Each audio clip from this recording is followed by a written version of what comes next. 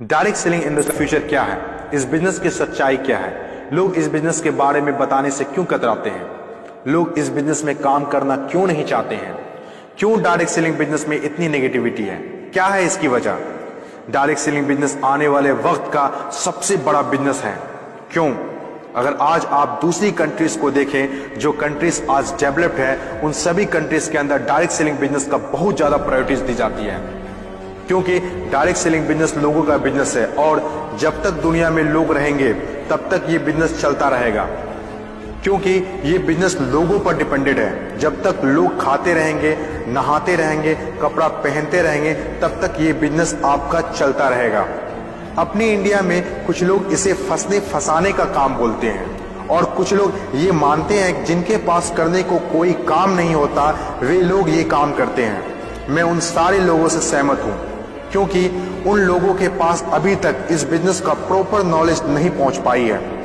ये हम लोगों की जिम्मेदारी है कि इतनी पावरफुल और ब्यूटीफुल इंडस्ट्री के बारे में लोगों को समझाएं।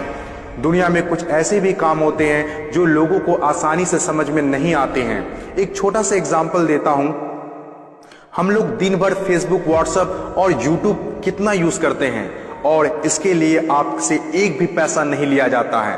तो जरा सोचिए उनकी कमाई कैसे होती होगी, जबकि फेसबुक दुनिया के टॉप 10 बिजनेस में आता है कमाई के मामले में। कुछ लोग सोचते हैं अगर फेसबुक जब हमसे पैसा नहीं लेता है तो कमाता कैसे होगा। कुछ लोग सोचते हैं पता नहीं कमाता भी होगा कि नहीं। कुछ लोग कहते हैं जो डाटा हम लोग यूज करते हैं उससे कमाता है। डाटा का पैसा सिम वाले को जाता है, जिसका सिम हम लोग यूज करते हैं, चाहे वो एयरटेल हो या जियो हो। ना तो जानते हैं और ना ही जानना चाहते हैं कि कमाई आखिर कैसे होती है।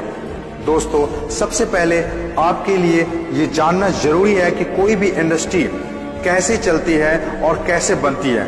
किसी भी नई इंडस्ट्री को चलने के लिए 4 फेज से गुजरना होता है। पहला जो फेज होता है वो होता है नेगेटिव फेज, और आज direct selling industry negative phase में है।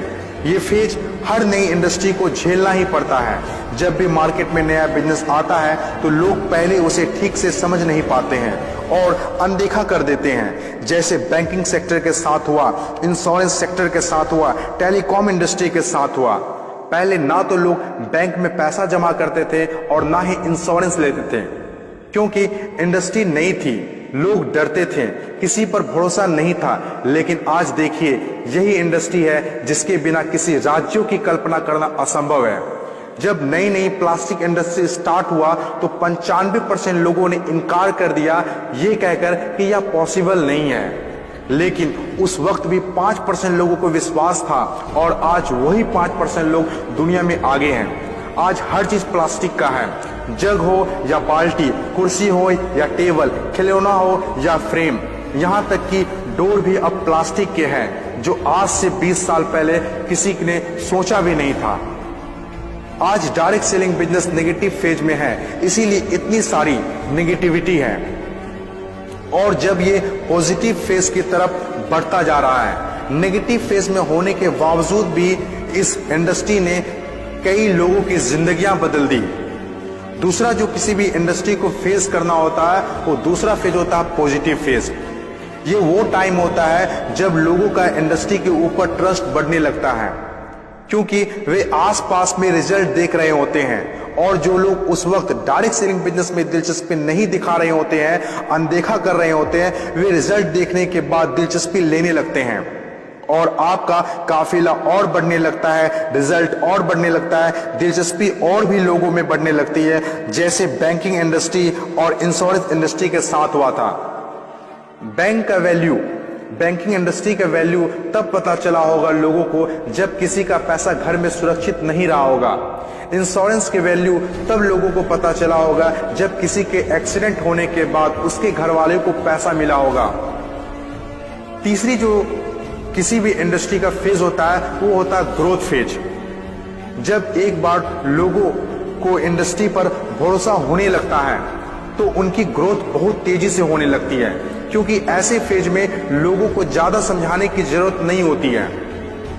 और जब तक कोई कंपनी ग्रोथ फेज में नहीं आती है तब तक लोग उसके साथ जुड़ना पसंद नहीं करते हैं और जैसे कंपनी ग्रोथ फेज में एंटर करती है तो लोग उसके साथ ऑटोमेटिक जुड़ना और काम करना स्टार्ट कर देते हैं। चौथी और आखिरी फेज, हर इंडस्ट्री को इससे गुजरना ही होता है, कंपटीशन फेज। हर एक इंडस्ट्री के अंदर एक वक्त ऐसा आता है जब कंपटीशन बढ़ने लगता है। इंडस्ट्री और कंपनीज की ग्रोथ को देखकर ज्यादातर लोग कंपनी के साथ जुड़ना और काम करना शुरू कर देते हैं। ज्यादातर लोग ज्यादा प्रॉफिट के चक्कर में कंपटीशन होने लगता है, फिर चाहे कोई सेक्टर हो, बैंकिंग सेक्टर हो, टेलीकॉम सेक्टर हो या ऑनलाइन शॉपिंग हो। आज के टाइम पर हर सेक्टर में हाई लेवल कंपटीशन है। ये टाइम हम सब के लिए बेस्ट टाइम है, इस इंडस्ट्री को जानने के लिए, समझने के लिए और इसे करने के लिए। According to FICCI, direct selling industry का मार्केट साइज 6000 करोड़ आंका गया है। आज तक जितना हुआ है उसको देखते हुए फिक्की ने डिक्लेयर किया है कि डायरेक्ट सेलिंग बिजनेस 2020 से 25 तक 645 अरब तक की हो जाएगी। आपको इस बात को जानना बहुत जरूरी है कि अमेरिका, ऑस्ट्रेलिया, चीन, जापान, कोरिया और सिंगापुर जैसे बहुत बड़ी बड़ी डेवलप कंट्रीज ने डायरेक्ट सेलिंग बिजनेस को बहुत हद तक अपना लिया है और वहां के सिटीजन भी बहुत जागरूक हैं। बदलाव के बिना तरक्की नहीं की जा सकती है और जो लोग अपने सोचने का तरीका नहीं बदल पाते हैं वे लोग अपनी जिंदगी में कुछ भी नहीं बदल पाते हैं। नोकिया, कोडेक जैसी बड़ी बड़ी कंपनियां चलाने वाले लोग भी अपने सोचने का तरीका नहीं बदल पाए, इसीलिए अपनी शानदार शुरुआत के बाद भी वो वक्त के साथ इतिहास के हिस्सा बन गए। इन तमाम बातों से मैं एक बात बताना चाहता हूं, बदलाव ही प्रकृति का नियम है। बदलना तो तय है, जो वक्त से पहले बदल गया उनकी जिंदगी बदल गई और जिसे वक्त ने बदल दिया उनकी भी जिंदगी बदल गई। फर्क साफ है, अगर वक्त के साथ बदल गए तो ठीक, वरना वक्त ने बदला तो बहुत तकलीफ होगी।